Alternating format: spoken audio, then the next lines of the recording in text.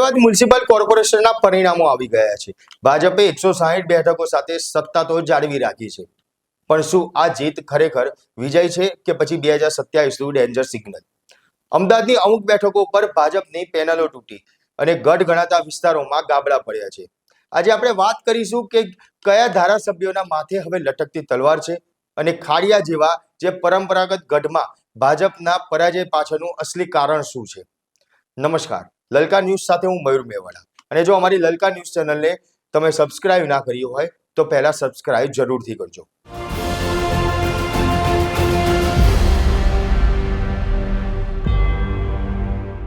રાજકીય પંડિતો આ ચૂંટણીને 2027ની વિધાનસભાની ચૂંટણીનું ટ્રેલર ગણાવી રહ્યા છે।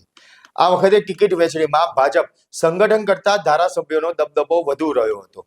ધારાસભ્યોએ પોતાની મનપસંદ વ્યક્તિઓને ટિકિટ અપાવી હતી, એટલે સ્વાભાવિક છે કે હારની જવાબદારી પણ હવે તેમના સિરે જ જાય છે। પશ્ચિમની જો દબદબાની વાત કરીએ તો જે વોટ શેરની જે ચિંતા છે તે ભાજપમાં ચોક્કસથી જોવા મળી રહી છે। નારણપુરા છે, ગાંઠલોડિયા છે, મણિનગર છે જેવા વિસ્તારોમાં ભાજપનો વિજય તો થાય છે, પણ આંતરિક સૂત્રોનું માનીએ તો આ વોટ શેરમાં ઘટાડો થયો છે। જે વિસ્તારોમાં પેનલ તૂટી ત્યાં હવે વર્તમાન ધારાસભ્યોને હવે ફફડાટ ફેલાયો છે, કારણ કે શું હાઈકમાન્ડ હવે 2027માં રિપીટ કરશે એવા અનેક સવાલો છે તે ઊભા થઈ રહ્યા છે।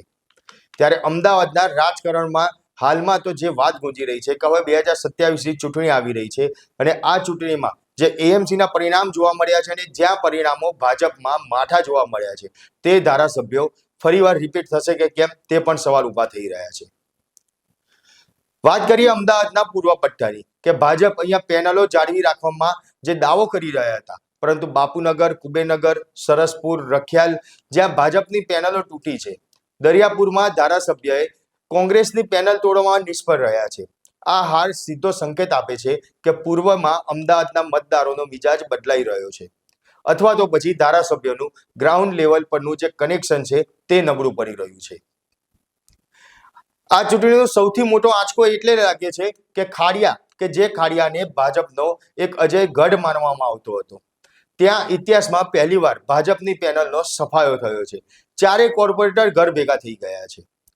આ સીટનું જો વિશ્લેષણની વાત કરીએ તો આ હાર ભાજપ માટે ક્યારેય ન પૂરાય તેવી ખોટ છે। ખાડિયામાં જૂના ખેલાડીઓ અને આંતરિક જૂથવાદ ભાજપને નડી ગયું હોય તેવું જ લાગી રહ્યું છે। ચર્ચા તો એવી પણ ચાલે છે કે ભૂષણ ભટ્ટ અને મયુર દવે અને તેમના પરિવારનો રાજકીય કારકિર્દી પર હવે પૂર્ણવિરામ મુકાઈ શકે તેવું પણ લાગે છે। હાઈકમાન્ડ આ કારમી હારને જરાય હળવાશથી લેવા માંગતું નથી, એટલે ચોક્કસથી એવું લાગી રહ્યું છે કે હવે આગામી 2027ની ચૂંટણીમાં જે ખાડિયા વિસ્તાર છે, જે વિધાનસભા વિસ્તાર છે, તે વિધાનસભા વિસ્તારમાં આગામી સમયમાં હવે ભાજપ કોઈ નવા ચહેરાને ચાન્સ આપે તો નવાઈ ના કહેવાય। 2021માં જો વાત કરીએ તો 159 બેઠકો એએમસીમાં હતી અને આ વખતે 2026માં 160, એટલે આંકડો જોતા તો એવું જ લાગી રહ્યું છે કે પ્રદર્શન સુધર્યું છે, પણ જમીનની હકીકત અલગ જ છે। પરંપરાગત બેઠકો ગુમાવી એ ભાજપ માટે ચિંતાનો વિષય છે, કારણ કે આ બેઠકો વિધાનસભામાં નિર્ણાયક ભૂમિકા ભજવે તેવું ચોક્કસપણે દેખાઈ રહ્યું છે। ટૂંકમાં કહીએ તો એએમસીના પરિણામોએ ભાજપના ઘણા ધારાસભ્યોની ઊંઘ ઉડાવી દીધી છે। હવે જોવાનું રહેશે કે આગામી દિવસોમાં જ્યારે મેયર અને અન્ય હોદ્દેદારોની વરણી થશે ત્યારે સંગઠન ધારાસભ્યો ઉપર લગામ કસશે કે કેમ, અને શું ખાડિયા જેવી બેઠક ઉપર નવા ચહેરાઓને સ્થાન મળશે? તમને શું લાગે છે? શું 2027માં ભાજપ અમદાવાદમાં નવા ચહેરાઓને મેદાને ઉતારશે? કોમેન્ટ બોક્સમાં જરૂરથી જણાવજો। આપના પોતાના પ્લેટફોર્મ લલકારને લાઈક કરો, ફોલો કરો, સબસ્ક્રાઇબ કરો અને શેર કરો।